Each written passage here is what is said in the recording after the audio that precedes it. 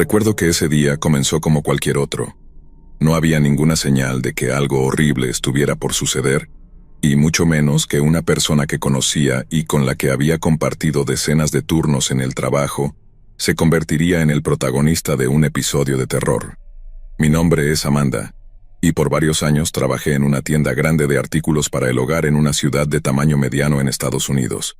Solía decir que mi trabajo era un trabajo seguro, uno que no presentaba grandes riesgos. Me ocupaba de la organización de los estantes y de atender a los clientes cuando tenían alguna duda sobre los productos. Pero ese día, mis nociones de seguridad y normalidad fueron destrozadas. Como todos los días llegué a la tienda a eso de las 9 de la mañana. Mis compañeros de siempre ya estaban allí, cada uno en su puesto, acomodando mercancía, charlando o preparando las cajas registradoras.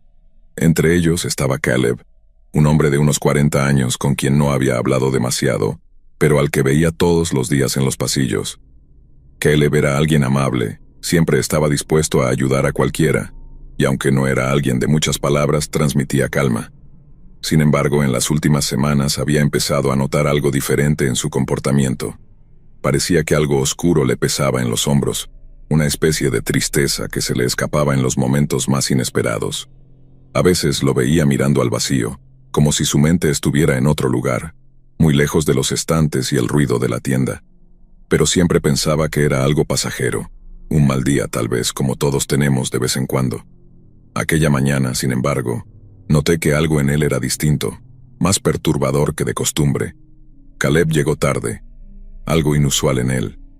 Cuando lo vi cruzar la puerta, había algo en su mirada que me hizo sentir un escalofrío. Sus ojos parecían vacíos, oscuros, como si algo dentro de él se hubiera apagado. Trató de sonreír cuando algunos compañeros le preguntaron si estaba bien, pero su sonrisa era rígida, como si la piel de su rostro no respondiera del todo a sus intentos de mostrarse amigable. Intenté no prestar demasiada atención, diciéndome que solo estaba cansado o que tal vez atravesaba algún problema personal. Sin embargo, mientras él caminaba hacia la bodega para ponerse el uniforme, noté que varias de mis compañeras se miraban entre sí, como si también hubieran percibido que algo no estaba bien. El día transcurrió sin problemas durante las primeras horas. Cada uno estaba ocupado en sus tareas, atendiendo a los clientes que iban y venían. Caleb se mantuvo en su puesto, en el área de herramientas, donde organizaba estantes y ayudaba a los clientes a elegir productos. Yo estaba en la sección de jardinería, bastante cerca de su puesto, por lo que de vez en cuando podía verlo de reojo. Sin embargo, no intercambiamos palabras en toda la mañana, y tampoco lo vi hablando con nadie más, lo que era bastante raro en él. Recuerdo que fue justo después del almuerzo cuando todo empezó a ir mal. Volví a mi sección, y cuando pasé por la bodega, escuché a alguien llorar. Me detuve un momento, escuchando, y reconocí la voz de Jenny, una de mis compañeras. Era una chica joven, muy alegre y amigable, pero en ese momento sollozaba como si estuviera en medio de una crisis. No quise entrometerme y continué mi camino, pero esa escena me dejó una sensación extraña en el estómago. No sé si fue intuición o simple casualidad, pero algo me decía que ese día no terminaría bien. Alrededor de una hora después, la atmósfera en la tienda había cambiado por completo. Caleb había desaparecido de su sección, y aunque algunos compañeros lo buscaron para que ayudara en el área de carga, no pudieron encontrarlo. Fue entonces cuando escuché a una de mis compañeras gritar desde la parte trasera de la tienda. Mi corazón dio un vuelco, y antes de darme cuenta estaba corriendo hacia el lugar de donde provenía el grito. Al llegar a la parte trasera de la tienda, donde se encontraba la zona de carga y descarga, vi a varios de mis compañeros reunidos en un semicírculo, sus rostros pálidos y sus miradas fijas en algo frente a ellos. Me empujé entre la pequeña multitud con el estómago hecho un nudo, y allí, en el suelo estaba Jenny, mi compañera, tirada en un charco de sangre. No podía procesarlo. Apenas unos minutos antes, la había escuchado llorar, y ahora yacía ahí, sin vida, con el cuello cubierto de profundas heridas. La escena era tan irreal que mi cerebro parecía incapaz de comprender lo que mis ojos estaban viendo. Alguien gritó por ayuda, pero todos estábamos paralizados, como si estuviéramos atrapados en una pesadilla de la que no podíamos despertar. Apenas podía respirar, Sentía el aire pesado y entonces noté que Caleb estaba allí, de pie junto al cuerpo de Jenny, con una expresión que nunca olvidaré. Sus ojos estaban vacíos, fríos, sin el más mínimo rastro de emoción. Parecía estar en otro mundo, como si lo que había hecho, porque no cabía duda de que él había sido, no fuera nada importante para él. Fue en ese momento que Rachel, otra de mis compañeras, llegó corriendo hacia la escena. Al ver a Jenny en el suelo y a Caleb con las manos cubiertas de sangre, retrocedió un paso, completamente aterrorizada. Pero antes de que pudiera reaccionar, Caleb se lanzó hacia ella con una violencia que me heló la sangre. Gritamos, tratamos de detenerlo, pero él estaba fuera de control, como si una fuerza oscura y brutal se hubiera apoderado de él. Con un objeto afilado que había recogido, creo que era una navaja de las que usamos para abrir cajas, atacó a Rachel sin piedad, mientras ella intentaba defenderse en vano. Me quedé paralizada sin saber qué hacer. Quería ayudar, quería hacer algo, pero mis piernas no respondían. Mi cuerpo estaba completamente rígido. Varios de mis compañeros finalmente reaccionaron, tratando de acercarse a Caleb para detenerlo, pero él era imparable. Atacaba a cualquiera que se le acercara, moviéndose con una rapidez y brutalidad que nunca hubiera imaginado en alguien como él. Rachel, al igual que Jenny, no tuvo oportunidad de escapar. De repente lo vi girarse en mi dirección. Sus ojos me buscaron, y cuando su mirada se fijó en mí, sentí un pánico que nunca había sentido antes. No pensé, solo reaccioné. Corrí lo más rápido que pude hacia los baños del personal, con el sonido de sus pasos detrás de mí. Sabía que estaba cerca, tan cerca que podía oír su respiración, pero en el último segundo logré entrar al baño y cerrar la puerta, echando el cerrojo justo cuando él golpeaba la puerta con toda su fuerza. Desde el otro lado de la puerta, Caleb gritaba mi nombre una y otra vez, golpeando y rasguñando la madera como si estuviera poseído. Mi cuerpo entero temblaba. Mis manos sudaban mientras trataba de sostener el cerrojo, aterrorizada de que pudiera romperlo en cualquier momento. Me acurruqué en un rincón, tratando de contener el llanto, y recé para que alguien más en la tienda se diera cuenta de lo que estaba pasando y pudiera pedir ayuda. Lo que vino después fue un caos absoluto. Desde mi escondite en el baño, escuchaba los gritos y las pisadas frenéticas de mis compañeros, el sonido de objetos cayendo, las puertas abriéndose y cerrándose. Fue entonces cuando uno de los guardias de seguridad apareció en el pasillo, y al ver a Caleb golpeando la puerta del baño, intentó detenerlo. Caleb se giró hacia el guardia y lo atacó con la misma violencia. En el forcejeo logró herir al guardia y en un movimiento brutal, le cortó una mano.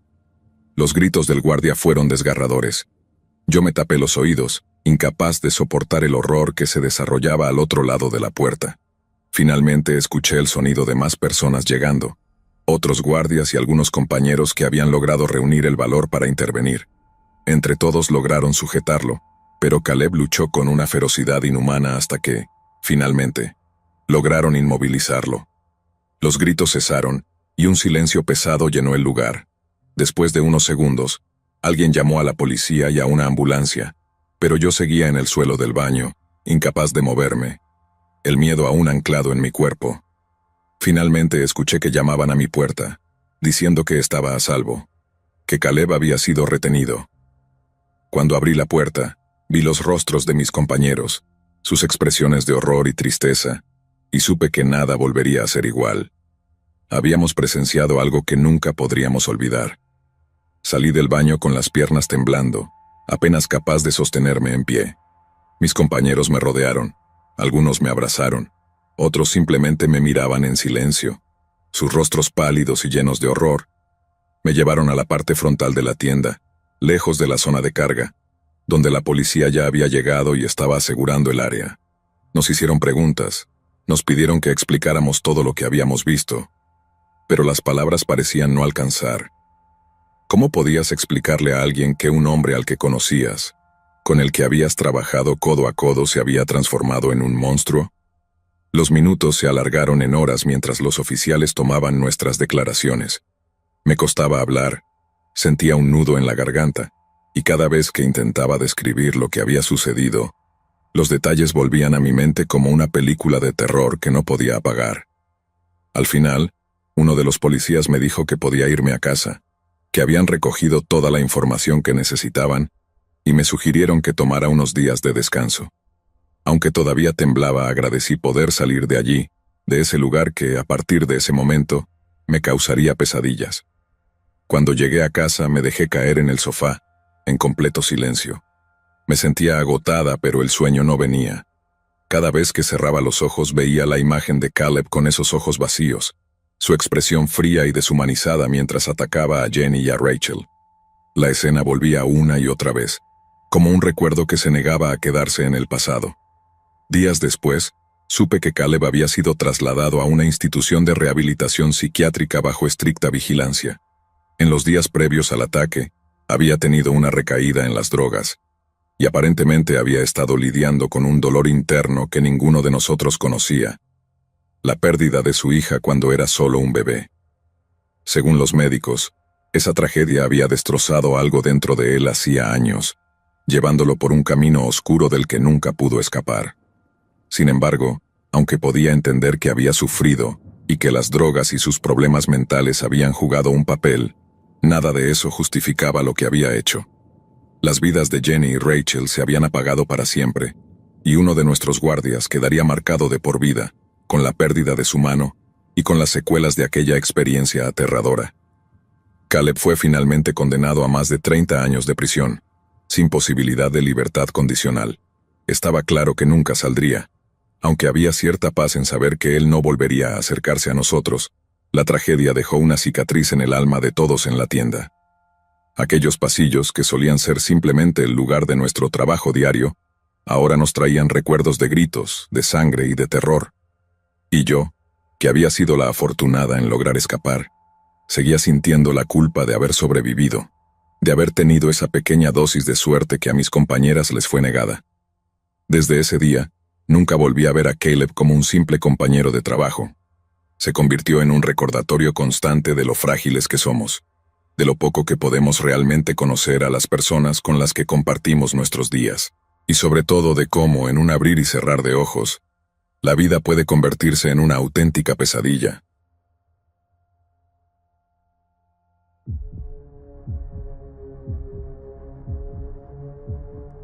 Cuando tenía 22 años, lo cual ahora parece haber sido hace una eternidad, conseguí un trabajo de seguridad en una planta de acero aquí en Pensilvania.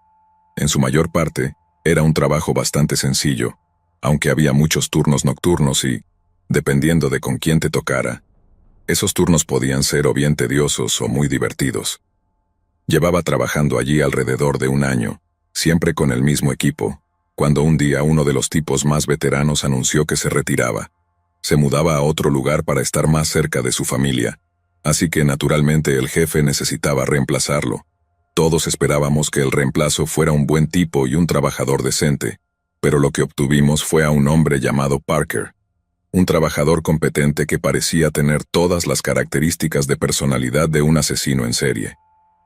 Conocimos a Parker en los turnos diurnos porque tenías que completar tu periodo de prueba antes de que te permitieran trabajar en turnos nocturnos. Era un tipo de alrededor de 1,80 m de altura, con ojos oscuros, cabello oscuro recortado y una barba ruda. También tenía una extraña cicatriz en el lado derecho de su cuello, como si un parche de piel fuera más pálido, rosado y brillante que el resto. Cada vez que se quitaba los guantes, podíamos ver que tenía los mismos parches de tejido cicatricial de color rosa intenso en la parte exterior de sus dedos y nudillos. Pensamos que había estado en algún tipo de accidente, como un grave choque de automóvil o algo así, pero como no es de buena educación tocar esos temas, nadie le preguntó. Sin embargo, no eran las cicatrices de Parker lo que nos inquietaba, sino su forma de comportarse. Era muy callado, realmente callado, y cuando hablaba parecía como si el inglés fuera su segundo idioma. Tenía un acento distintivo del noreste de Pensilvania, y con eso me refiero a áreas como Scranton, Wilkes-Barre y Los Poconos. Pero al hablar parecía que se esforzaba con cada sílaba, como si dijera hablar así, estresando cada palabra. También se ponía muy nervioso a veces, como un caballo asustadizo. No se tiraba al suelo cada vez que oía un ruido fuerte, y eso que en una planta de acero los días son ruidosos, pero podías ver cómo de repente daba un respingo o giraba la cabeza cada vez que algo lo sorprendía. Parecía una bola de nervios, y los muchachos bromeaban diciendo que podría matar a alguien si alguien lo asustaba lo suficiente. Sin embargo, al mismo tiempo, era un buen trabajador, así que aunque seguíamos siendo cautelosos, con el tiempo lo aceptamos como uno de los nuestros. Unos 6 meses después de que Parker empezara a trabajar con nosotros, descubrí que trabajaría con él durante toda una semana de turnos nocturnos. Solo él, yo y un supervisor. No hace falta decir que no estaba deseando ese turno. Nuestro supervisor estaría en la oficina de seguridad, mirando las cámaras y comiendo pastelitos, mientras que Parker y yo teníamos que patrullar las instalaciones de la planta a pie. Y como dije antes, si estabas con el equipo adecuado, las noches podían ser divertidas. Podías hablar sobre los Eagles o los Flyers, simplemente pasar el rato. Pero con Parker, me daba la impresión de que la conversación no iba a fluir precisamente, y la idea de caminar de noche con ese psicópata parecía más un riesgo que espantar a los drogadictos del lugar. Al final, se reducía a 2 opciones: trabajar los turnos o perder el sueldo, así que los trabajé. Ojalá pudiera decir que trabajar esas noches con Parker fue como una película de policías compañeros o algo así, que lentamente nos hicimos amigos y ahora somos buenos colegas, pero no fue así. Cada vez que Parker se sentaba, caía en un silencio total, mirando al vacío como si estuviera viendo una película que nadie más podía ver, murmurando para sí mismo. Normalmente solo lo hacía cuando pensaba que no había nadie alrededor, pero lo sorprendí un par de veces, y cuando lo escuchaba parecía estar realmente enfadado con algo. Eso fue lo que nos hizo pensar a todos que realmente era una especie de bomba de tiempo, el tipo de persona que podría estallar un día y volverse completamente loco. Naturalmente, nadie quería estar cerca de él cuando eso sucediera, así que intenté acercarme un poco a él para que, si algún día llegaba con un arma al trabajo, pasara de largo y no me disparara. Solo medio bromeo. En el segundo turno de noche que trabajamos juntos, estábamos caminando por la cerca perimetral de la planta cuando decidí preguntarle a Parker qué había hecho antes de trabajar en seguridad. No me contó mucho, pero mencionó haber trabajado para una compañía que no lo respaldó cuando se lastimó. Así que decidió dejarlo, y así fue como acabó trabajando en seguridad. Le dije que debería demandarlos y que probablemente podría ganar millones si fue algún tipo de accidente industrial. Pero él me dijo que no era así, y que lo mejor que pudo hacer fue simplemente seguir adelante. Por la forma en que Parker hablaba de ello, sonaba algo malo, y como no soy un completo insensible, no le pregunté nada más al respecto y cambié de tema tan rápido como pude. Parker no seguía ningún deporte, no le interesaban las películas como a mí y a algunos de los otros chicos, no bebía, no fumaba y no tenía esposa, hijos ni novia. Llegó un momento en que le pregunté qué diablos hacía cuando no estaba en el trabajo, y me dijo que o hacía ejercicio, trabajaba en su coche o leía libros. Le pregunté qué tipo de libros leía, y empezó a hablar de un montón de autores rusos antiguos cuyos nombres ni siquiera puedo recordar ni pretender escribir. Nunca he sido gran lector, y lo último que leí fue Las aventuras de Huckleberry Finn en la secundaria, pero Parker tampoco parecía mucho de leer, así que escucharle hablar así de erudito fue sorprendente. Finalmente logramos encontrar un tema de interés común: los automóviles, y después de que Parker me contara que tenía un Pontiac GTO de 2006, eso fue todo lo que hablamos el resto del turno. Fue la conversación más larga que cualquiera de nosotros había tenido con él, y para mí fue una señal de que no iba a aparecer un día con una máscara de hockey y empezar a cortarnos con un machete. Eso fue lo que le dije a mi supervisor también, cuando me preguntó cómo había sido trabajar con Parker al final del turno. Le conté todo lo que Parker me había dicho sobre haberse lastimado en su trabajo anterior y que, a pesar de no darme muchos detalles, tenía una idea de lo que había pasado. Dije que no tenía duda alguna de que Parker tenía un pasado complicado, pero que pensé que era mucho más una amenaza para sus antiguos colegas que para nosotros. Y resultó que tenía razón en eso, de maneras que nunca podría haber imaginado. La cuarta de lo que se suponía que iban a ser 5 noches de turno juntos, Parker y yo paramos en la caseta de guardia cerca de la entrada principal para tomar café. Debían ser alrededor de la 1:30 de la madrugada. Había sido una noche tranquila y planeaba comerme una bolsa de esos mini donuts de azúcar antes de volver a patrullar. Estaba sentado en el pequeño escritorio donde llevábamos el libro de registros, leyendo el periódico del día anterior que alguien había dejado por ahí, mientras Parker estaba junto a la ventana de la caseta, mirando hacia la oscuridad y murmurando para sí mismo.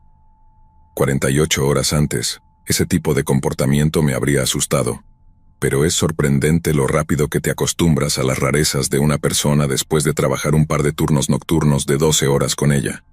Que mirara al vacío y murmurara para sí mismo ya no me parecía normal, pero tampoco me inquietaba tanto como cuando lo conocí.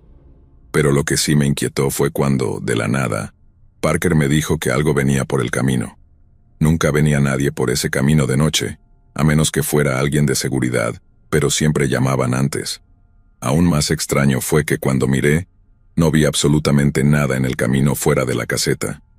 Pensando en que estaba buscando las luces del vehículo, y al no ver ninguna, asumí que no había nada. También asumí que Parker estaba exagerando un poco debido a lo nervioso que siempre estaba. No sería la primera vez que actuaba así, y hacía una montaña de un grano de arena. Pero al jefe le gustaba, y decía que todos deberíamos actuar un poco más así. Así que miro. No veo nada y le respondo, ¿estás seguro, amigo? Porque yo no veo nada ahí fuera. Entonces Parker dice algo en respuesta.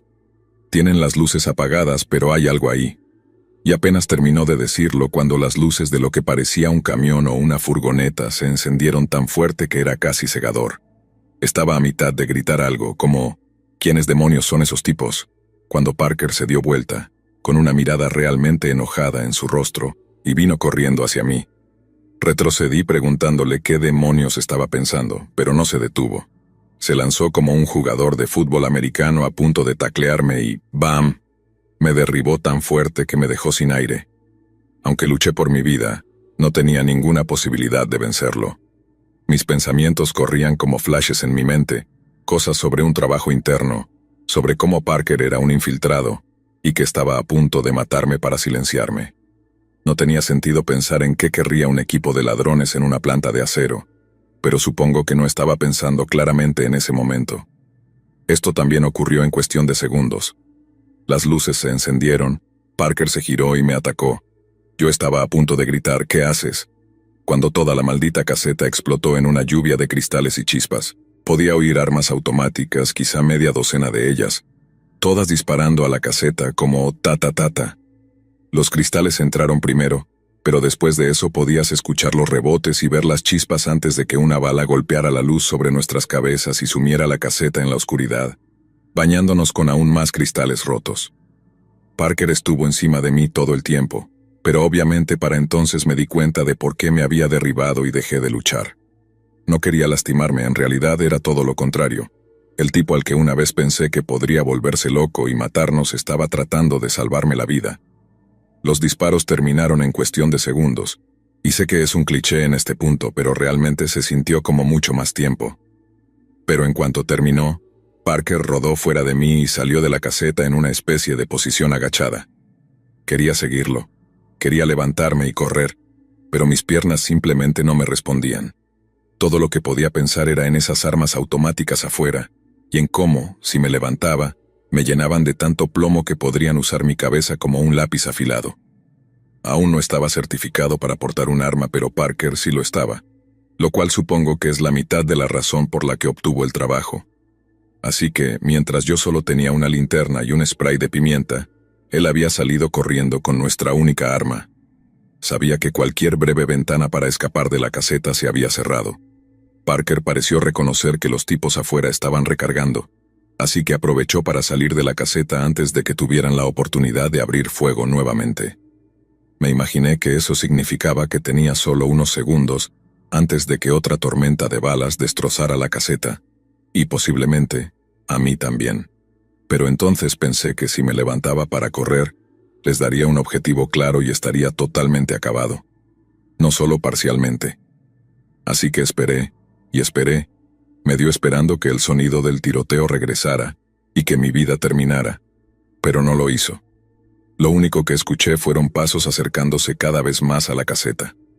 Como dije antes, solo tenía mi spray de pimienta, pero sabía que tenía que hacer algo o quienquiera que estuviera afuera entraría y acabaría conmigo.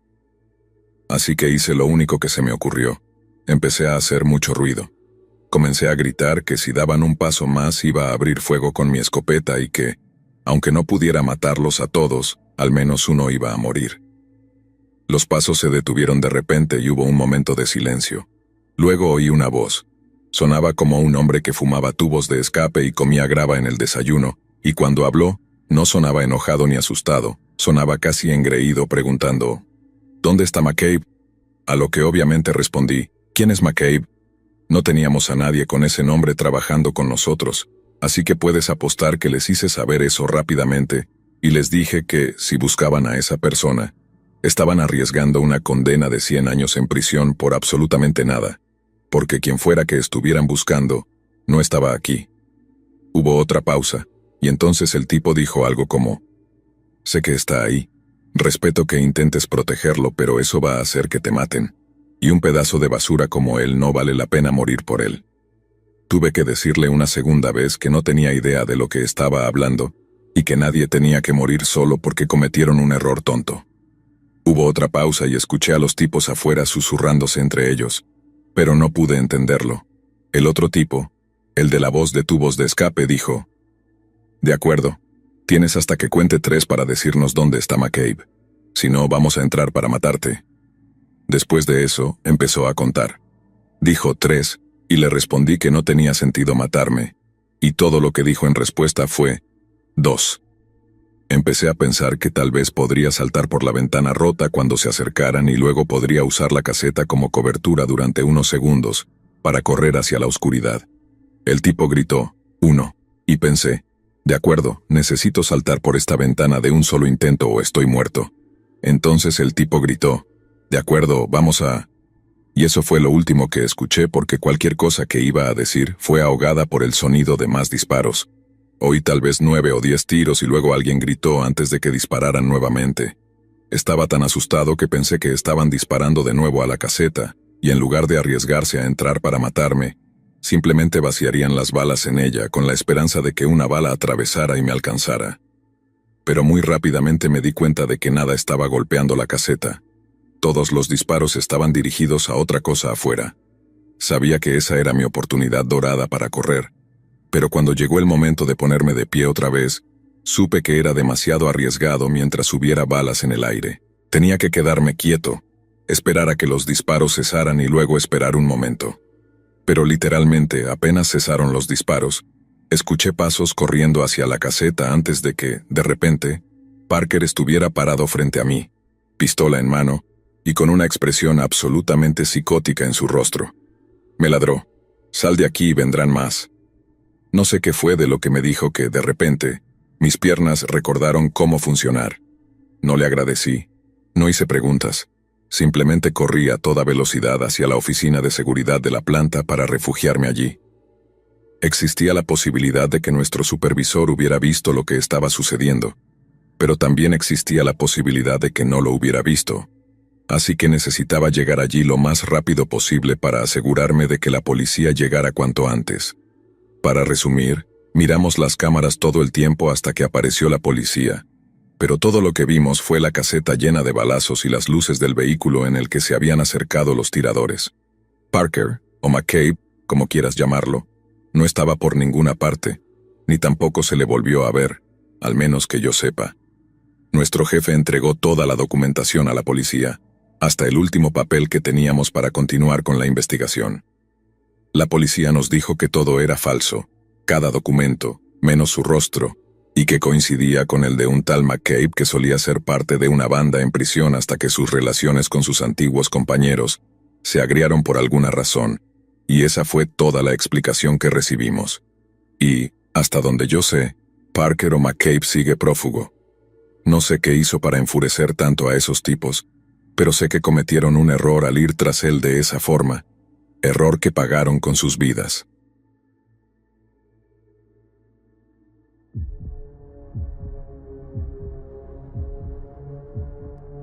Mi nombre es Martino, pero me conocen como el Padre Martino y he sido sacerdote en la parroquia de la Iglesia Católica de San Nicolás aquí en Wincham. Wincham es un pequeño pueblo rural en Gloucestershire y unas 5,000 personas están muy orgullosas de llamarlo su hogar. Es tan pintoresco como cualquier otro pueblo rural inglés que uno pueda encontrar, con una hermosa plaza, 3 pubs encantadores y hasta un castillo de estilo Tudor del siglo XV en las afueras del pueblo. No hay lugar en la tierra donde preferiría vivir o servir a Dios. Sin embargo, también es cierto que Wincham tiene una historia plagada de sucesos extraños y a veces bastante siniestros. Visiten el museo local y les contarán que Wincham comenzó como una aldea romana hacia mediados del siglo I, pero a unos 5 kilómetros al sureste, en un lugar llamado Cliff Hill, encontrarán rastros de un cementerio neolítico que data de hace 5.000 años.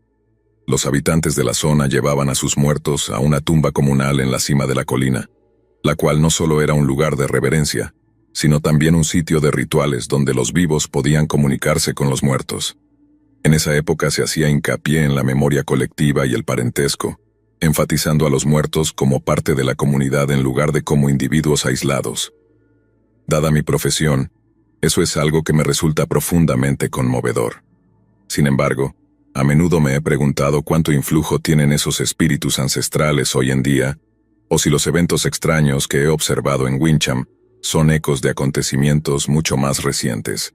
En el siglo XVI, se desató un escándalo en un monasterio cercano conocido como la Abadía de Hale. Durante cientos de años, el monasterio había albergado una reliquia religiosa conocida como la sangre sagrada, la cual consistía en una caja de madera decorada de forma ornamental que contenía un vial de cristal con la sangre de Jesucristo. Supuestamente el vial se llenaba con la sangre que goteó de los pies de Cristo durante su crucifixión y había sido traído de Tierra Santa por un caballero cruzado hacia el siglo XIII. El caballero afirmó que la reliquia le había sido entregada por los monjes de una ermita cerca del Mar Muerto, tras defender el lugar de un ataque sarraceno. Los monjes garantizaron sus propias almas asegurando la autenticidad de la reliquia, afirmando que había pertenecido a uno de los apóstoles de Cristo. Tras su entierro en la abadía de Hale, el monasterio se convirtió en uno de los más prominentes de toda Inglaterra. Sin embargo, en algún momento del siglo XVI, una inspección de la sangre sagrada reveló algo profundamente impactante. El vial que contenía la sangre de Cristo había sido robado. Tras una investigación, la historia oficial fue que la sangre sagrada había sido robada por un grupo de ladrones profesionales a instancias de un benefactor adinerado. No obstante, si alguien era lo suficientemente rico como para financiar el robo de una reliquia de esa importancia, pueden estar seguros de que tendría una gran mansión con un gran personal. Un personal que, si creyera que la sangre de Cristo estaba oculta en su casa, tendría muchas dificultades para mantenerlo en secreto. Sin embargo, como muestra la historia, ni los ladrones ni el comprador fueron encontrados nunca. Muchos creyeron que la sangre sagrada aún estaría intacta, escondida en algún lugar hasta su inevitable descubrimiento. Otros, sin embargo, ofrecieron una explicación mucho más inquietante. Poco después del robo de la sangre sagrada, un cazador de brujas sancionado por la corona llegó a Gloucester. El rey de Inglaterra, Jacobo I, estaba obsesionado con erradicar la brujería y otras herejías, por lo que, al enterarse del robo de la sangre sagrada, creyó que se trataba de una obra del demonio y envió a su principal cazador de brujas para erradicarlo. La investigación del cazador de brujas llevó a los juicios de brujas de Burley, en los cuales Joanne Flower y sus dos hijas, Margaret y Philippa, fueron acusadas de maldecir al conde de Rutland, después de que media docena de familiares y amigos del conde sufrieran muertes repentinas y trágicas. Muchos culparon a un aquelarre oculto de brujas. Margaret y Philippa Flower fueron perseguidas, arrestadas y luego ahorcadas tras ser condenadas por comunicarse con el diablo. Su madre, desolada y empobrecida, murió en prisión poco después. Unos años más tarde, una mujer llamada Alice Kern fue acusada de causar enfermedades y muertes utilizando maldiciones y encantamientos. Fue condenada tras testimonios de sus propios vecinos y ejecutada ante los vítores de la multitud reunida. Es evidente que en aquel tiempo, muchos creían que la sangre sagrada había sido robada por las acusadas y utilizada en una serie de rituales profanos. Creían que estos rituales habían traído una gran y terrible oscuridad a la región, y parece que aún hoy, cientos de años después, algunos siguen creyéndolo. He visto algunos grafitis bastante inquietantes por el pueblo a lo largo de los años, cosas muy distintas a lo que suele hacer un adolescente normal, pero esos no serán el foco de esta memoria. Lo que les he contado son cosas que desearía haber sabido antes de llegar a Wincham, porque, como mínimo, siento que me han ayudado a entender algunas de las cosas que han ocurrido aquí desde entonces. Aunque ahora llevo una vida de paz, armonía y simplicidad, tuve que soportar una pesadilla viviente para alcanzarla. No los aburriré con los detalles más minuciosos de mi entrada en el sacerdocio, pero basta decir que no es algo rápido ni fácil, ni exento de dolor. Para algunos futuros sacerdotes, lleva años de discernimiento comprometerse. Después de eso uno se enfrenta a una década de formación hasta ser considerado para el sacerdocio, y luego, cuando finalmente se convierte en sacerdote, tiene que servir bajo la supervisión de otro sacerdote mucho más experimentado, antes de hacerse cargo de una parroquia, o ser asignado a una propia. Esa era exactamente la posición en la que estaba cuando llegué a Wincham, a principios de 2020. La iglesia de San Nicolás estaba bajo el cuidado del padre Michael, un sacerdote anciano que había ocupado el puesto desde mediados de la década de 1970. Estaba previsto que se retirara en el verano de 2021, por lo que la idea era que pasara 18 meses bajo su tutela antes de asumir el cargo como guardián de la iglesia y la parroquia. El periodo habitual de aprendizaje es de 2 años, así que, como pueden imaginar, me sorprendió bastante la oferta de una rara excepción. Como era de esperar, tenía una advertencia. El padre Michael, que tenía casi 79 años cuando nos conocimos por primera vez, había estado en un estado de deterioro mental durante algún tiempo, y su condición se había convertido en motivo de profunda preocupación para muchos de sus feligreses. La gente hablaba de sermones extraños, arrebatos preocupantes o comentarios inquietantes durante conversaciones en privado, y para nuestro superior, el obispo de Clifton, esto era inaceptable. Si lograba mantener el comportamiento del padre Michael bajo control y evitar que la situación se convirtiera en un escándalo de gran magnitud, una de las parroquias más codiciadas de Inglaterra sería mía mientras pudiera servir en ella. Sabía que sería un desafío. Estaba asumiendo el papel de cuidador, además de sacerdote, pero, al mismo tiempo, era una oportunidad irrechazable, como se dice. Consideré un honor poder atender a un veterano de la iglesia durante el ocaso de su carrera. Simplemente no me daba cuenta de lo terriblemente agotador que resultaría ser, tanto para mi fe como para mi cordura. Mi primera visita a Wincham fue en diciembre de 2019, antes de mi confirmación allí. El padre Michael tenía la última palabra sobre quién transferiría la parroquia, pero tras una tarde de té y una larga conversación sobre temas eclesiásticos, el propio hombre me dijo que había conseguido el puesto. El padre Michael no era en nada como me lo había imaginado. Me habían dicho, en pocas palabras, que estaba perdiendo la cordura y que era una carga para la iglesia, pero nuestro encuentro no sugería nada de eso. El padre Michael estaba envejecido, pero su mente era tan aguda como su ingenio. Y como dije, hablamos extensamente sobre varios temas diferentes, de los cuales él mostró un vasto conocimiento. Era asertivo pero acogedor, encantador pero humilde, y mostraba sabiduría sin arrogancia. Encarnaba todo lo que pensaba que un sacerdote debía ser. Así que, a pesar de las peculiaridades, estaba encantado con la perspectiva de ser guiado por él, incluso si ese aprendizaje venía con un conjunto único de desafíos. A principios de febrero de 2020, me mudé a la habitación libre de la cabaña que se encuentra detrás de la iglesia de San Nicolás. Es una encantadora casita con techo de paja y un pequeño jardín de rosas.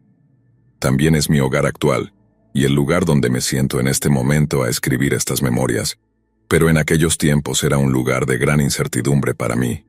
Ahora, casi 5 años después de haberme mudado a esa cabaña, tengo más preguntas sin respuesta que nunca. Mis primeros meses bajo la tutela del padre Michael fueron tranquilos. Lo ayudé a oficiar misas, bautismos, y repasamos los procedimientos tanto para bodas como para funerales. Lo acompañé en visitas a hospitales y residencias de ancianos, y estuve presente en sesiones de consejería pastoral para aprender cómo brindar orientación y apoyo a mis futuros feligreses. Observé cómo el padre Michael preparaba sermones y homilías. En cuanto a mis propias responsabilidades, organizaba grupos de estudio bíblico y reuniones de jóvenes, y también me encargaba de las tareas administrativas diarias de la iglesia, lo que me mantenía muy ocupado, les puedo asegurar. Sin embargo, ese primer mes, ayudado por el calor de la temporada navideña, facilitó una transición muy suave a mi nueva vida. No había señales de la supuesta decadencia del padre Michael, ni uno solo de sus episodios, como la gente había empezado a llamarlos, y al principio parecía que todo había sido bastante exagerado. Luego ocurrió. Una noche después de cenar, el padre Michael y yo estábamos disfrutando de una taza de té y algunas galletas cuando surgió el tema de los funerales de la parroquia. Esa conversación luego derivó en una sobre la muerte en general, y aunque podría sonar como un tema demasiado pesado para discutirlo durante el té y las galletas, el tema del más allá es bastante común entre los que llevamos el hábito. Padre Michael y yo habíamos tocado brevemente el tema durante una discusión sobre un funeral parroquial en una ocasión anterior, pero esa fue la primera vez que lo discutimos a fondo. Mencionó cómo su tiempo en la tierra estaba llegando a su fin, y cómo había estado reflexionando sobre lo que eso significaría para su alma eterna. Sabía que había llevado una vida buena y decente, dedicada casi por completo a la iglesia, pero aún se encontraba preocupado por asuntos de fe. En un comentario que pensé que era solo pasajero, el padre Michael mencionó cómo a veces envidiaba a los santos mártires, aquellos cuya dedicación a la fe les había costado la vida. Dijo con razón que aunque los sacerdotes ocupan un lugar especial en el cielo, los mártires, en virtud de su sacrificio, pueden evitar el purgatorio y entrar al cielo de inmediato, ya que su sufrimiento se considera una purificación en sí mismo. Y fue esto lo que fue fuente de su confesada envidia. El tema de los mártires de la iglesia es algo en lo que se nos anima a reflexionar a menudo, pero en ese momento yo solo conocía a algunos de los mártires más conocidos. Está San Esteban, el primer mártir cristiano, quien fue lapidado tras predicar sobre Jesús. Luego está San Pedro, quien fue crucificado boca abajo porque se sentía indigno de morir de la misma manera que Cristo. Pero quizás el más famoso es San Pablo, uno de los mayores evangelistas del cristianismo, quien fue decapitado en Roma bajo el emperador Nerón. Sin embargo, aunque tocamos estos temas, no eran estos los mártires de los que el padre Michael quería hablar. Me preguntó si conocía a San Sebastián, y le respondí que sí, pero descubrí que no conocía toda la historia. San Sebastián fue ejecutado al ser atravesado por flechas, pero, para mi sorpresa, sobrevivió a esa fase de su ejecución. Sus verdugos, asombrados por semejante resistencia física, lo cortaron del poste al que estaba atado y lo golpearon hasta matarlo con garrotes, rompiendo cada hueso de su cuerpo uno a uno hasta que una gran hemorragia interna le causó un paro cardíaco, y finalmente pasó al martirio. El padre Michael comentó que recientemente había revisitado la historia de San Bartolomé, quien fue desollado vivo antes de ser decapitado para asegurar que sufriera al máximo, y al hacerlo, sintió una envidia profunda y vergonzosa. Sintió la misma avidez cuando releía la historia de Santa Catalina de Alejandría, quien fue ejecutada en una rueda de tortura. Para quienes no estén familiarizados, la rueda de tortura era un método de ejecución que consistía en atar al condenado a una gran rueda con radios y luego romperle las piernas, brazos y costillas, normalmente en ese orden, para causar el máximo sufrimiento. Los miembros destrozados de la víctima se entrelazaban en los radios de la rueda en una recreación cíclica y grotesca de la forma humana, y se mostraba como advertencia para los demás. La suerte de quienes sufrían esta tortura era similar a la de aquellos crucificados, ya que no expiraban de inmediato, sino que a veces pasaban días aferrados a la vida, sus cuerpos desgarrados de dolor hasta que finalmente fallecían. Para poner en perspectiva el sufrimiento de Santa Catalina, se dice que la rueda de tortura se rompió antes que ella, destrozándose por la fuerza de los golpes en su cuerpo antes de que estuviera cerca de expirar. Entonces, al igual que San Sebastián, sus verdugos estaban tan asombrados por su dedicación a la fe, que ordenaron que la decapitaran para evitar que su fervor fuera contagioso. El padre Michael decía que también envidiaba a Santa Inés, quien estaba tan tocada por la gracia de Dios, que las llamas de su ejecución no pudieron prender en ella. Sentía lo mismo hacia Santa Perpetua y Santa Felicidad, quienes en el Coliseo romano fueron despedazadas por animales salvajes antes de ser pasadas por la espada. El padre Michael confesó sentir una profunda melancolía y una sensación de frustración por no haber recibido nunca una oportunidad similar de demostrar su fe. Reconoció que era un punto de vista oscuro y potencialmente perturbador, pero era uno con el que luchaba sin cesar. Como podrán imaginar, encontré su confesión profundamente inquietante. aunque relativamente comprensible.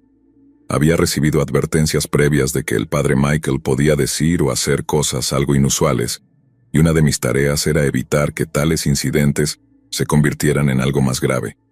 Sin embargo, no estaba preparado para lo que dijo a continuación. En términos inequívocos, el padre Michael me dijo que no solo envidiaba a los santos mártires de la iglesia, sino que también envidiaba a quienes los habían hecho mártires. Sin saberlo, aquellos que decapitaron, despellejaron o quemaron vivos a los fieles habían sido parte del plan de Dios, y sin sus acciones, los santos mártires no serían tan venerados hoy en día.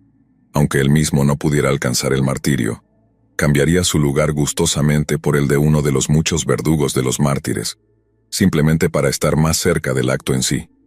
El padre Michael dijo que, si hubiera sabido las implicaciones de sus acciones, habría torturado a Santa Catalina mucho después de que la rueda se rompiera, sabiendo que su sufrimiento continuado solo elevaría su estatus en el cielo. Mientras hablaba, se volvía cada vez más animado y luego cada vez más frenético, hasta que de repente comenzó a escupir mientras exponía su caso con los ojos bien abiertos y frenéticos.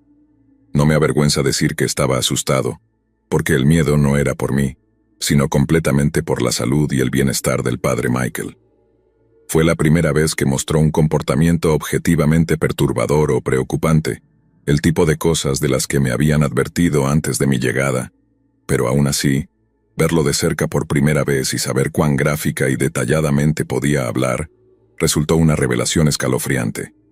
Informé del incidente al obispo de Clifton, el clérigo superior de toda la diócesis de Gloucester, y él básicamente me dijo que continuara con mi buen trabajo. Había logrado calmar al padre Michael de la leve forma de manía en la que se había sumido, y él parecía bastante consciente de su condición en deterioro, por lo que no hubo conflicto después de mi intervención. Sin embargo, lo mismo no se puede decir de la siguiente ocasión en que tuve que intervenir. Tiempo después de nuestra conversación sobre los mártires, el padre Michael me pidió si podía compartir algo conmigo, algo que creía que podría hacerme sentir bastante incómodo. Cuando regresamos a la cabaña, puse a hervir agua para el té, coloqué algunas galletas y pastelitos de crema, y luego nos sentamos para tomar el té antes de que él hiciera su anuncio, que resultó ser bastante inquietante. El padre Michael había estado hablando con un ángel, y mi corazón se hundió en el momento en que lo dijo, dándome cuenta de que su condición era mucho más grave que una simple verborrea. Si estaba sufriendo alucinaciones auditivas o incluso visuales, evidentemente requería atención médica urgente, y como se podrán imaginar, tenía muchas ganas de indagar más sobre sus interacciones angélicas para determinar si eran metáforas inofensivas o manifestaciones aún más preocupantes de su incipiente locura. El padre Michael me dijo que durante los últimos años, un ángel lo había visitado en medio de la noche, aproximadamente una vez a la semana. Se despertaba en las primeras horas de la madrugada, no por una voz, sino por una sensación, y luego, después de bajar las escaleras, se sentaba en la oscuridad en la silla en la esquina de la habitación, y escuchaba al ángel hablarle. Le pregunté en qué forma aparecía este ángel, pero el padre Michael no lo sabía. Se sentaba en la esquina mirando hacia la pared como medio de protegerse. Creía que mirar la forma del ángel sin el permiso adecuado le quemaría los ojos y encendería su misma mente en llamas. Le pregunté al padre Michael qué le hacía pensar que no tenía permiso para mirar si el ángel estaba presente y conversando con él. Y sin entrar en demasiados detalles, sus respuestas eran, en el mejor de los casos, inconsistentes. Sabía que necesitaba ayuda, y la necesitaba lo antes posible. Pero cuando intenté comunicarme con el obispo para expresar mis preocupaciones, la única persona con la que pude hablar fue su asistente, un sacerdote que, para ahorrarle vergüenza, permanecerá en el anonimato. Padre Anónimo, o debería decir Padre Cobarde, afirmó que el obispo estaba muy ocupado con compromisos previos, pero que estaría más que feliz de ayudarme. Obviamente mi solicitud era que me pusiera en contacto con el obispo, ya que tenía un desarrollo muy importante que reportar. Pero tras casi una semana de evasivas, me di cuenta de que el obispo estaba evitando deliberadamente mis llamadas. Estaba furioso, pero la estricta jerarquía de la iglesia es exactamente eso. Estricta. No tuve más opción que tratar con el padre Cobarde, y el proceso fue tan frustrante como inútil. Al igual que me di cuenta de que el obispo estaba evitando mis llamadas, También llegó un momento en que me di cuenta de que el padre cobarde estaba actuando de una manera que uno podría describir como deliberadamente obtusa. Cuando expliqué que el padre Michael necesitaba atención psiquiátrica urgente, me pidió más detalles, pero cuando se los di parecía no comprender en absoluto ni la línea de tiempo ni la gravedad de los eventos. No había tratado mucho con este asistente. Después de todo, llevaba solo unos meses en mi cargo en Wincham, pero no tardé en darme cuenta de que no era un imbécil. Simplemente actuaba como uno, y todo con la intención de frustrar mis intentos de conseguir ayuda para el padre Michael. Sin entrar en demasiados detalles, si el padre Michael necesitaba atención psiquiátrica seria antes de su retiro, la iglesia estaría obligada a pagar su medicación, y potencialmente, hasta costosos tratamientos médicos privados. Sin embargo, si su condición permanecía en secreto hasta después de su retiro, cualquier gasto correrían por cuenta del padre Michael. Es decir, la iglesia técnicamente seguiría pagando por su tratamiento, pero ese dinero provendría de su pensión y no de los fondos propios de la institución. Esto afectaría mínimamente el presupuesto, y nuestro obispo no perdería su prestigio ante el arzobispo, lo que sin duda podría afectar sus posibilidades de ascender en la jerarquía eclesiástica. No obtuve esa información de padre cobarde, pero cuando finalmente la averigüé, pueden estar seguros de que le envié palabras muy poco piadosas en nuestra siguiente conversación telefónica. La audacia del obispo de tratar de promover su carrera, a costa de un miembro de la iglesia tan anciano y respetado, parecía poco menos que criminal. Padre cobarde simplemente me dijo que transmitiría lo que le había dicho al obispo, y asumí que lo dijo con un tono de sarcasmo apenas disimulado. Pero no fue así. Apenas unas horas después, recibí una llamada del propio obispo, quien no estaba nada contento conmigo. Sin dar detalles de toda la conversación, me preguntó furiosamente si sus instrucciones no habían sido claras. Me recordó lo que me había dicho antes de aceptar el puesto en Wincham, y luego me preguntó si había algo que no comprendía. Le respondí que no, que había entendido todo, pero que el padre Michael necesitaba la clase de atención urgente que yo, como simple sacerdote, no podía proporcionar. El obispo entonces me dijo que, si era incapaz de cumplir mis deberes, encontraría a alguien que pudiera hacerlo. Todo el propósito de mi presencia allí era prevenir cualquier tipo de escándalo, ya fuera de carácter moral, o en este caso, financiero. Y en toda justicia, eso sí había sido dejado muy claro para mí antes de que me ofrecieran oficialmente el cargo. Era aguantar y callar o marcharme, y en ese caso probablemente esperar años antes de tener otra oportunidad de dirigir una parroquia, porque, sin duda, el obispo me pondría en una lista negra. No sería oficialmente, entiendan, pero quedaría en la lista negra, sin embargo. Así que ofrecí una disculpa formal y verbal al obispo y luego le aseguré que era plenamente capaz de realizar la tarea que me había asignado. Eso fue a finales de la primavera de 2020, y como muchos recordarán, poco después comenzaron los confinamientos. Pensé que la suspensión temporal de los servicios de la iglesia le daría al padre Michael un merecido descanso, y en cierto modo, funcionó exactamente como esperaba. Pero con el tiempo el aislamiento prolongado provocó un rápido y serio deterioro de su condición. Al final llegué a considerar el distanciamiento social como un arma de doble filo, porque, si bien afectó gravemente la salud mental del padre Michael, también protegió su deterioro de la vista pública. Se volvió cada vez más errático, tenía dificultades para dormir y era propenso a arrebatos cada vez más maníacos, lo cual me preocupaba y me aterraba profundamente. Permanecía obsesionado con el concepto del martirio, tanto desde la perspectiva del santo como desde la del verdugo, y empecé a cerrar mi puerta con llave por las noches por temor a que pudiera hacer algo indescriptible. Afortunadamente, el levantamiento de los confinamientos en el otoño de 2020 ayudó mucho en la condición del padre Michael. Volver a la vida pública supuso un verdadero choque para su sistema y uno que desesperadamente necesitaba. Por un tiempo al menos, logró retomar una rutina estable y concentrar su mente en pensamientos mucho más saludables que los de martirio y asesinato. Pero una vez que se reintrodujeron las limitaciones hacia el Día de Todos los Santos, y el padre Michael se vio limitado hasta en el número de funerales que podía oficiar, su condición volvió a deteriorarse gravemente.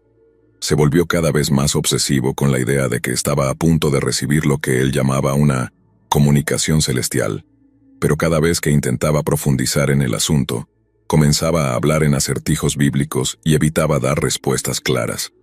Evidentemente era algo que me preocupaba profundamente, pero marcó una nueva fase en el estado mental del padre Michael.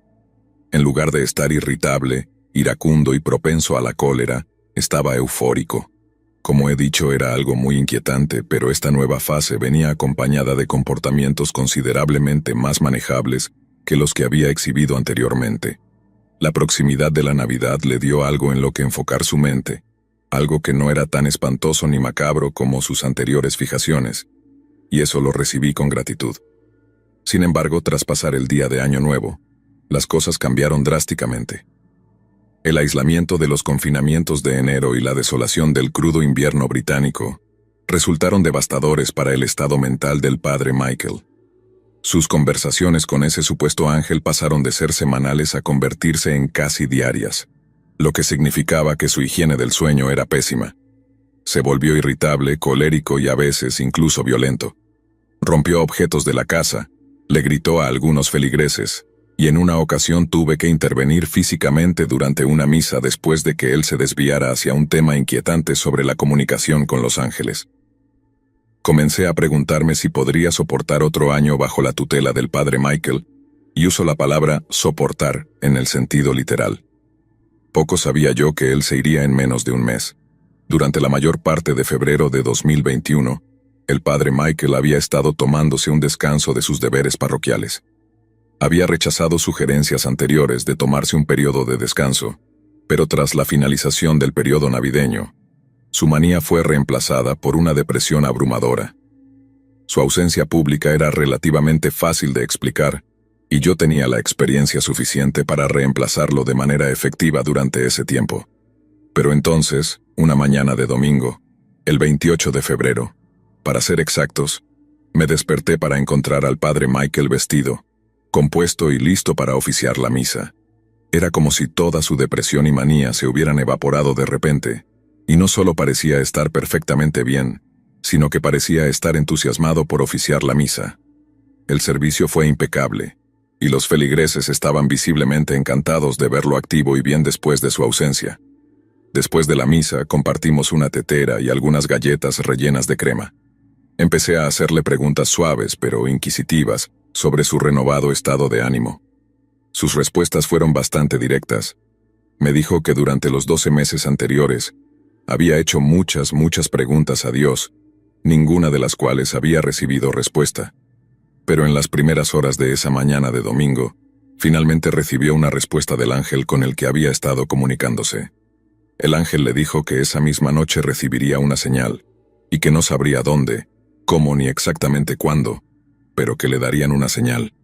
Como era de esperar, esto no hizo más que preocuparme. Cuanto más alto eran sus picos, más bajos eran sus valles. Y si su supuesto ángel no aparecía esa noche o no recibía la señal que esperaba, su estado de ánimo podría decaer hasta niveles incontrolables o incluso peligrosos. Todo lo que podía hacer era esperar lo mejor y estar preparado para cualquier cosa. Sin embargo, nada podría haberme preparado para lo que ocurrió esa noche. Absolutamente nada. La hora habitual para acostarse del padre Michael, la que mantenía cuando no estaba en estado de manía, era alrededor de las 9:30 de la noche. Lo vi retirarse hacia las 9, y estaba bajo la impresión de que estaba siguiendo su rutina habitual antes de acostarse. Sin embargo, de repente, reapareció completamente vestido y comenzó a ponerse el abrigo. Le pregunté a dónde iba, pero no respondió. Simplemente se dirigió hacia la puerta principal de la cabaña y al abrirla, me miró y dijo, «Vas a seguirme». No lo dijo en un tono imperativo, no era una orden. Fue una afirmación, una declaración fría y objetiva. Mientras él se adentraba en la noche, me apresuré a ponerme mi abrigo y gorro y lo seguí. Mis preguntas no obtuvieron respuesta. El padre Michael simplemente me pidió que tuviera paciencia, y luego me guió en un corto paseo hasta un campo al este de Silk Mill Lane. Caminamos entre los árboles, cruzamos el sendero público y luego nos detuvimos en medio del campo mirando hacia Rushley Lane. Una vez más le pregunté al padre Michael qué estábamos haciendo, pero en lugar de ignorar mi pregunta como antes me dijo, «Estamos esperando», y luego sacó algo pequeño de su bolsillo y lo desplegó. Era una navaja cuya hoja brillaba a la luz de la luna. Saqué mi teléfono móvil y llamé a la policía local exactamente a las 9:47 de la noche, lo recuerdo bien. Les dije que el padre Michael estaba teniendo uno de sus episodios, pero que este era mucho más severo que los anteriores. La operadora me aseguró que llegarían oficiales en pocos minutos. Colgué y traté de convencer al padre Michael de que reconsiderara cualquier cosa que estuviera planeando, rogándole que guardara la navaja. Sin embargo, él simplemente me sonrió y me dijo que solo necesitaba esperar unos minutos más, y que entonces todo quedaría claro. Le dije que la policía venía en camino y que, para evitar un escándalo, debía asegurarse de guardar la navaja antes de que llegaran. Sin embargo, el padre Michael no me escuchó y, una vez más, simplemente me pidió paciencia. Sentí una oleada de alivio cuando vi las luces azules de la patrulla de policía detrás de nosotros y empecé a llamarles mientras se acercaban en nuestra dirección. Cuando llegaron a nuestra altura, les dije que el padre Michael llevaba una navaja, tras lo cual uno de los agentes sacó una pistola eléctrica. Lo vi sacar el arma y me giré hacia el padre Michael con la intención de rogarle que bajara la navaja. Entonces sucedió algo que todavía no logro reconciliar con mi propia cordura. El padre Michael miraba al cielo completamente sordo a nuestras súplicas, tanto las mías como las de los agentes, y de repente hubo un gran destello verde en el cielo, seguido de una rápida estela de luz blanca brillante que surgió del destello. Fue una de las visiones más impresionantes que había presenciado. Y luego, mientras las extrañas luces se desvanecían y un estruendo resonaba en el cielo, el padre Michael se giró hacia mí y me dijo que había recibido su respuesta, que iba a ser martirizado a manos del hombre que estaba en ese campo con él, y que ese hombre era yo. Se acercó hacia mí sosteniendo la navaja por la hoja, mientras los policías le gritaban que se quedara quieto y soltara el arma. Los dos agentes y yo, comenzamos a retroceder, suplicándole que se detuviera antes de que alguien saliera herido. Él, sin embargo, comenzó a exigirme una y otra vez que lo matara, y cada vez que me negaba se mostraba más y más enfurecido. Finalmente perdió el control por completo, giró la navaja y corrió hacia mí con ella levantada sobre su cabeza, en una posición de ataque. En ese instante, el agente de policía con la pistola eléctrica disparó, y el padre Michael cayó al suelo, inconsciente, y fue rápidamente transportado al hospital. En el hospital me aseguraron que el padre Michael tenía buenas probabilidades de recuperarse, pero nunca despertó. La descarga de la pistola eléctrica, combinada con una afección cardíaca no diagnosticada, tuvo un efecto devastador en su salud cardiovascular. Su estado fue empeorando hasta que, finalmente, en las primeras horas de la mañana siguiente falleció. Fui el primero en recibir la noticia, y cuando la escuché rompí a llorar. Pero no fueron tanto el choque o la tristeza los que me hicieron llorar, sino el hecho de que el padre Michael había tenido razón. El padre Michael creía que Dios le había mostrado la forma en que sería martirizado esa noche por alguien que estaba con él en ese campo. Creía que el meteorito de Wincham, que luego fue completamente explicado por científicos, era la señal de que realmente se convertiría en un mártir. No creía que saldría vivo de ese campo, y de una forma u otra, las acciones del policía confirmaron su predicción. No tengo idea de cómo el padre Michael sabía sobre el meteorito. A veces pienso que fue solo una terrible coincidencia y que su repentina aparición fue una simple cuestión de mala fortuna, pero otras veces pienso de otra manera. Francamente no estoy seguro de qué pensar ya. La única certeza que tengo sobre el incidente es que se suma a la larga lista de otros sucesos extraños que han tenido lugar en Wincham a lo largo de los años, y sin duda, habrá muchos más en el futuro.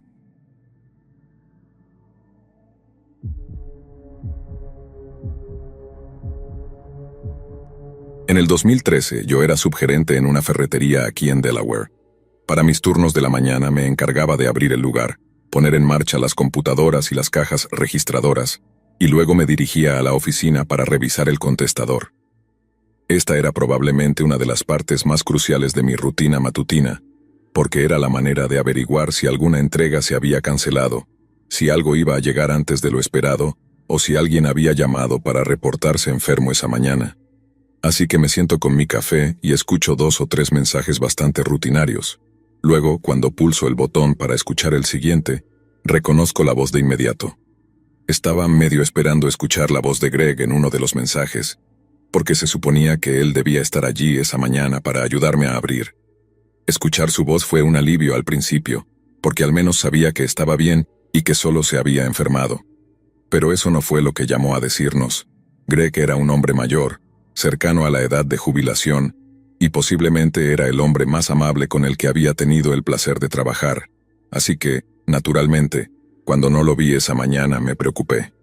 Pensé que iba a decir que no se sentía bien, que se tomaría el día libre, y aunque sería un problema cubrir su ausencia, me alegraba saber que estaba bien. Sin embargo, lo que tenía que decirnos era de todo menos tranquilizador. El mensaje comenzó con «Buenos días, damas», lo que me hizo sonreír de inmediato porque era su saludo habitual todas las mañanas. Pero luego continuó diciendo «Lo siento mucho, pero no creo que pueda ir al trabajo mañana en la mañana. Voy a ver a Sherry». No sabía quién era esa persona, Sherry, pero tampoco tenía una relación muy cercana con Greg, no como la que él tenía con las mujeres que trabajaban en la tienda o en las cajas. Así que fui a preguntarles. Pregunté a mi compañera de trabajo, una mujer llamada Janine, quién era Sherry en relación con Greg, y la forma en que me miró me dijo casi todo lo que necesitaba saber. Sherry era la esposa de Greg, al menos lo había sido hasta que falleció.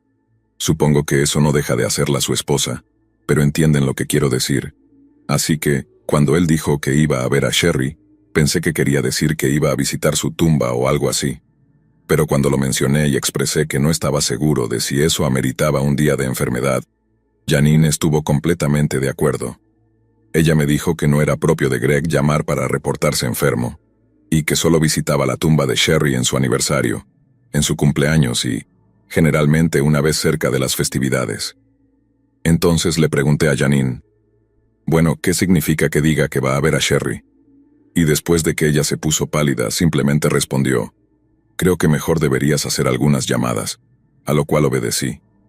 Llamé a Greg en su celular tal vez 2 o 3 veces, con la esperanza de que simplemente no estuviera escuchando el teléfono.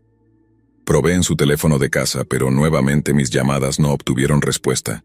Colgué el teléfono y juro por Dios, no pasaron ni 2 segundos antes de que sonara. Esperaba que fuera Greg, pero no lo era. Era el hijo de Greg. Le pregunté si su padre estaba bien y él me dijo que no. Greg no estaba bien. De hecho, había fallecido durante la noche. El hijo de Greg dijo que, según lo que había visto, parecía que su padre había hecho un montón de papeleo, incluyendo su testamento, antes de recostarse en una butaca y simplemente quedarse dormido durante la noche. Había regado sus plantas, pagado sus cuentas, se había puesto su mejor traje y lustrado sus zapatos, y luego, después de dejarnos mensajes a nosotros y uno a su director del coro, avisando que no necesitaría transporte para el ensayo, Greg se recostó en su sillón y simplemente murió. No había nada que sugiriera que había acelerado su partida, por decirlo de alguna manera. No había pastillas, ni sangre, ni bolsas de plástico, ni nada de esa naturaleza. Todo parecía totalmente indoloro y completamente natural, pero de alguna manera eso lo encuentro aún más perturbador.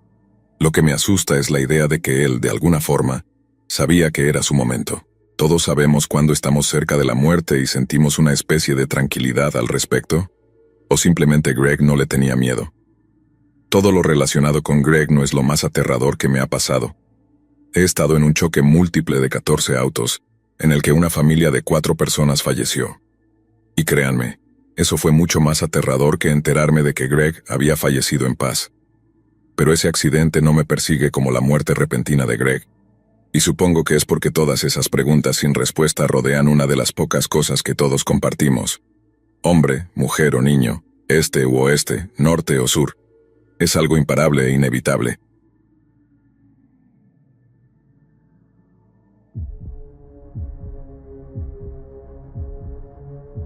Sé que esto es un pedido un poco inusual, pero esperaba que pudieras darme algún consejo sobre cómo manejar una situación con un colega. Preferiría no decir dónde vivo, ni trabajo, ni nada parecido. Quisiera mantener esto lo más anónimo posible. Pero aquí va el resumen de mi historia. Nos conocimos cuando empecé a trabajar en una gran tienda minorista con muchos empleados.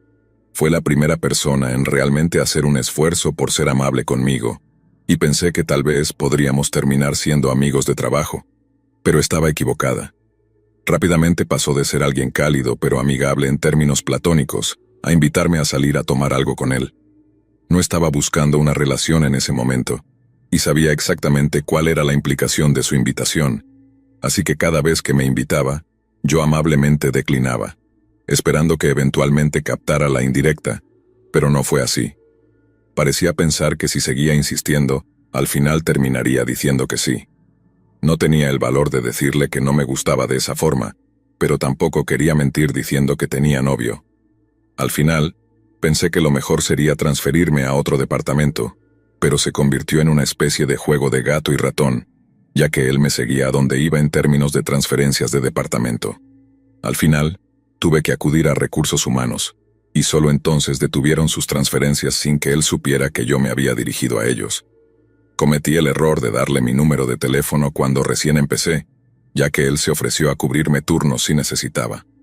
Pero después de darme cuenta de que solo iba a usar ese número para molestarme, bloqueé su número. Puse mis redes sociales como privadas, pero de todos modos me envió una solicitud de amistad, y decidí simplemente ignorarla, asumiendo una vez más que tendría la madurez emocional para entender que su atención no era apreciada. Pero de nuevo no fue así. Su comportamiento, cada vez más similar al de un acosador, no era tan problemático en ese momento. Me aseguré de que nuestros dos departamentos estuvieran lo más alejados posible uno del otro, así que no era como si nos topáramos con frecuencia. Y cuando lo hacíamos, solo era un tipo de intercambio de sonrisas y saludos mientras hacíamos nuestras tareas. Pero entonces, una noche, después de que todos habíamos cerrado y yo caminaba hacia mi auto, miré hacia arriba desde mi teléfono y lo vi parado cerca del lado del conductor, como si hubiera estado esperándome. Era principios de invierno, así que ya había oscurecido cuando salimos. Había estacionado mi auto bastante lejos de la tienda, por lo que prácticamente no había nadie más cerca. Estaba caminando y, de repente, ahí estaba mi acosador sonriente, básicamente acorralándome en un estacionamiento oscuro. Me sentí una mezcla de sorprendida y nerviosa, pero hice lo que suelo hacer en este tipo de situaciones, e intenté ser lo más amigable y desarmante posible. Le pregunté en qué podía ayudarlo y él comenzó a intentar hacer una pequeña charla. Lo escuché durante un momento, y luego de forma muy educada le pregunté qué quería. Entonces, cuando me pidió que lo llevara a casa, sentí que el corazón se me subía a la garganta. Sabía que vivía en mi ruta a casa, o cerca de ella al menos, pero también sabía que él estaba consciente de eso, así que rechazarlo no sería fácil sin parecer grosera o egoísta. Nota al margen. Esto podría parecer un intercambio perfectamente normal, y podría parecer egoísta no querer darle un aventón a casa, pero esta no era una situación normal. Este tipo no captaba la indirecta de que yo no estaba interesada en él, así que claramente no estaba jugando con todas sus cartas. Y ahora estaba bloqueándome para que no pudiera llegar a mi auto en un estacionamiento oscuro, después de asegurarse de que no hubiera nadie más cerca aparte de él y yo. No intento utilizar esto para criticar a los hombres, así que por favor no piensen que lo estoy haciendo. Pero a veces los chicos simplemente no aprecian lo terriblemente aterrador que puede ser este tipo de comportamiento para nosotras. Él era bastante capaz de dominarme si así lo quisiera, y por eso tenía que comportarme de la mejor manera posible y mantenerlo de buen humor. Pero eso me resultaba muy, muy difícil, y una parte de mí piensa que lo hacía deliberadamente. Con la voz más amable que pude, le dije que estaba demasiado ocupada para llevarlo, y luego inventé una excusa sobre tener que recoger a mi madre de la casa de una amiga. No quería estar sola en el auto con él. Me imaginaba dejándolo en su apartamento pidiéndome que pasara, y luego haciendo un gran escándalo y negándose a salir de mi auto después de rechazarlo. No estoy emocionalmente preparada para enfrentar una situación como esa, y por lo tanto, naturalmente, no quería que estuviera en un lugar del que no pudiera quitarlo físicamente, especialmente el asiento del pasajero de mi auto. Le di mi excusa y él pareció aceptarla, pero luego cambió bruscamente el tema hacia la solicitud de amistad ignorada en Instagram. Cuando me preguntó si la había visto, le mentí. Le dije que no, que me estaba tomando un descanso por salud mental de las redes sociales, lo cual era parcialmente cierto. Luego él comentó que, como éramos colegas, sería bueno poder estar en contacto a través de las redes sociales. Intenté la vía de menor resistencia y le dije que revisaría mi cuenta de Instagram en cuanto tuviera la oportunidad. Pero en lugar de dejarme en paz, comenzó a preguntarme sobre mi número de teléfono y por qué no estaba respondiendo a sus llamadas. Tuve que decirle que había cambiado de número y que aún no me lo sabía de memoria, pero él detectó la mentira de inmediato, y en ese momento, la forma en que me miró me heló los huesos. Al detectar la mentira, la sonrisa desapareció de su cara de inmediato. Pasó de ser alegre y cálido a aterradoramente frío en un solo segundo. Comencé a sentirme muy insegura a su alrededor. Dijo que las llamadas no se conectaban, pero que la vocecita robótica no decía que el número no estaba en servicio, sino que la persona no estaba disponible. Y aparentemente mi acosador, ya no tan alegre, entendía la diferencia. Comenzó a preguntar si yo había bloqueado su número de teléfono, y luego, antes de que pudiera siquiera responder, me preguntó: ¿por qué hiciste eso? ¿Qué he hecho yo para molestarte tanto como para que me bloquees? Traté de salir de la situación lo mejor que pude, dándole la respuesta más alegre y no confrontacional posible, en su mayoría diciendo que era una despistada que apenas sabía cómo funcionaban Instagram o los servicios de telefonía. Pero eso no le bastó. Seguía preguntando por qué y cómo y qué, a veces sin dejarme terminar de responder la pregunta anterior. Al final perdí los estribos y me enojé. Le dije que no estaba interesada en él, que debería haberlo entendido hacía semanas, y que necesitaba dejarme en paz o iría a recursos humanos, sin decirle que sería la segunda vez que lo haría. Él respondió con algunos comentarios más, preguntando si estaba bromeando y si realmente era tan mezquina, pero sabía lo que estaba haciendo. Yo lo había rechazado, y ahora él quería hacerme sentir vergüenza. Es una dinámica tan antigua como el tiempo. Solo cuando se sintió satisfecho de regañarme se fue, pero el daño ya estaba hecho. Sé que podría sonar demasiado sensible y, de hecho, odio cualquier tipo de conflicto. Siempre me encuentro al borde de las lágrimas cada vez que la adrenalina empieza a bajar, y ese incidente no fue la excepción. Podría sonar ingenuo en retrospectiva, pero después de eso realmente pensé que todo había terminado. Traté de ser fuerte, pero creo que todo lo que mi acosador vio fue debilidad, y ahora sé que esa pequeña confrontación en el estacionamiento fue solo el comienzo de lo que tenía planeado para mí. Estuvo tranquilo un tiempo, mi acosador, quiero decir. Se mantuvo alejado de mí en el trabajo, y siempre que nos encontrábamos, ni siquiera reconocía mi presencia, y a mí eso me venía perfecto. Pero podía notar que se sentía gravemente humillado, aunque siendo brutalmente honesta no me importaba. Ojalá hubiera captado la indirecta cuando empezó a invitarme a salir, pero así es como se caen las galletas a veces, ¿no? Y el punto es que pensé que todo había terminado. Pensé que finalmente me dejaría en paz, pero no fue así, y ahora las cosas solo han empeorado. La semana pasada, me desperté en medio de la noche por un mensaje en mi teléfono. También necesitaba ir al baño, así que mientras estaba allí, revisé la notificación para ver de quién era, y vi que era de un número desconocido. Estaba medio dormida cuando comencé a leerlo, pero para cuando llevaba 2 o 3 líneas, mi corazón latía con fuerza.